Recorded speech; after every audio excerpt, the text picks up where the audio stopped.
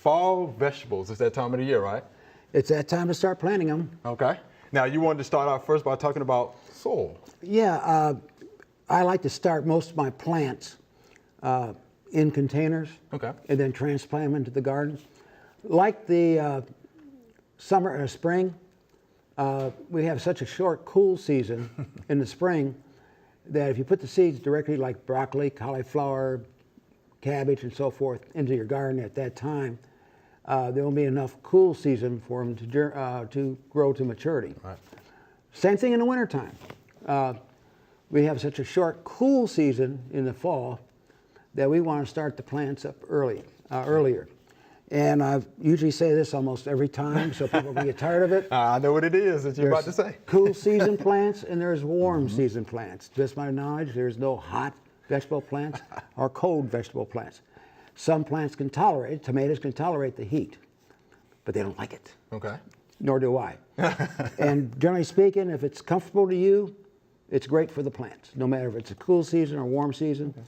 If we get like 75 degrees. Now, like I said, I'd like to start everything in containers for several reasons. I'm starting off some really good growing medium, and I can control the watering and don't have to worry about dry spells in the garden, things walking over it, etc. And the two mixtures I use is the germinating mix and Pro Mix. And when I'm saying Pro Mix, I'm talking about the same stuff that nurseries use for growing their plants. Okay. And I reserve this, you can see the germinating mix is extremely fine, and I use that for extremely fine seeds like begonias and petunias. The seeds are very, very fine, and they're actually broadcast on top of the soil. Okay. Because they need light to germinate. Right. And then I cover them up with a clear dome to keep the soil moist and without disturbing the seeds. But for the rest of them, I use the Pro Mix, the same stuff that the nurseries use. Right. I'm going to plant two types of seeds.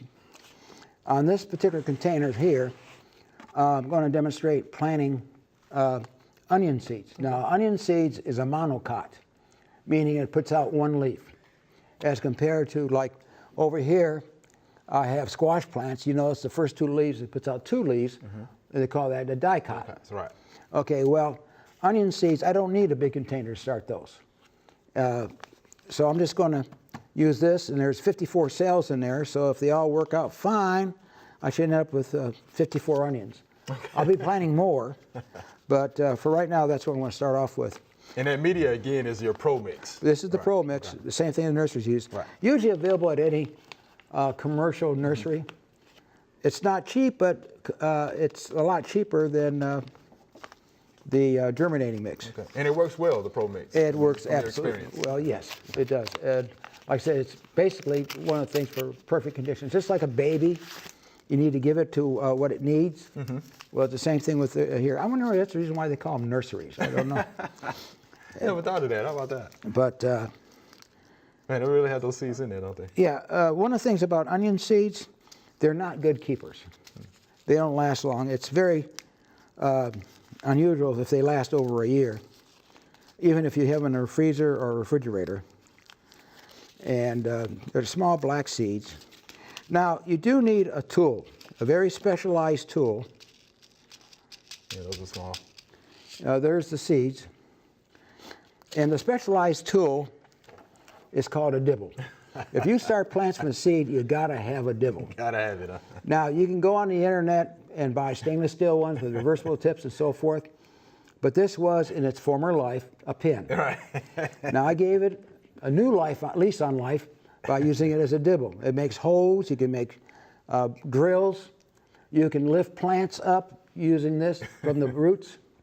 It works great. And this is the more expensive one. It's got a protective cover on it. Now, on these seeds, most of your vegetable seeds, you're going to go at a 1/4 inch. Okay. And I like to do is I like to plant 2 to a cup to double my insurance, at least get one up. Now I'm going down for 1/4, and that's a little blue tip right there. That's about a 1/4 inch. That's all I have to go down. So I'll just make a little hole there, a little hole there. If you want to pre-moisten your planting medium so that when you make your hole, it doesn't collapse, and that will be the last time this thing sees water until they germinate. Drop one, drop two, go over here and over here. Drop one, drop two. Now normally I don't cover the hole up until I get done because I have a tendency to forget where I'd finished. So by leaving the hole there, I know, okay, that one's been done. And then when I get them all done, then I go ahead and smooth out the holes and label it. Now you may remember what you put in there, but after a period of time you will forget, especially if you plant various varieties. And that's it. I'm just going to do those three because I'm going to repeat it 54 times. All right. Put the seeds back in there, in the wrong container actually. But because onions put out just that single leaf and one long root, I don't need a big container. Okay. And I'm going to cover that up. And I will finish planting these when I get home. Make sure you do label them with the date, what they are. This particular onion seed is called a Grand X, made famous by the Vidalia onion. Doesn't mean if you plant a Grand X, you're going to get a Vidalia onion, but that is the seed that they use. All right. Okay, on the, excuse me.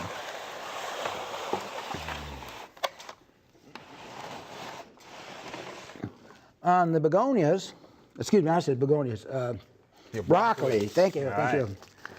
Also a 1/4 inch, not very much.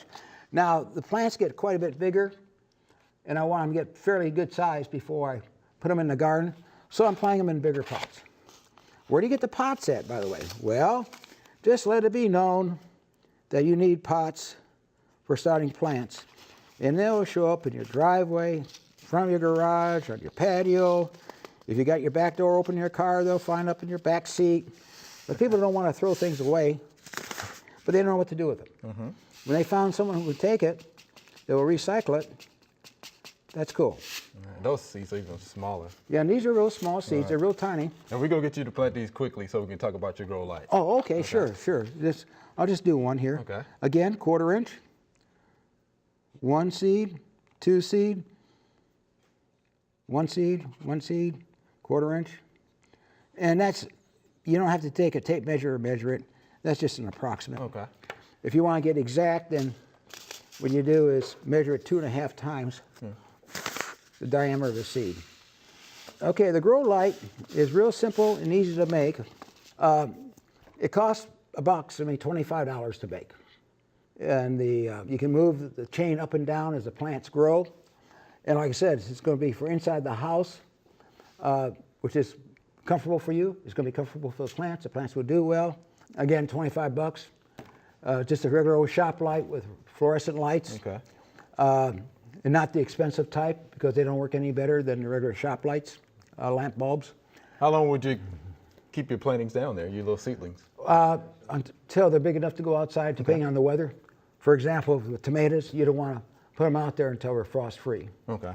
And from experience, I know that from putting the seed in, like on tomatoes, 6 weeks, and the plants will be ready to go out. So you don't want to plant them and start them up in January. Sure. You just want to back up, say the frost date is April 15th, back up 6 weeks would be about April the 1st. All right, then, Mr. Tom, we definitely appreciate the demonstration. I appreciate talking about it. All right.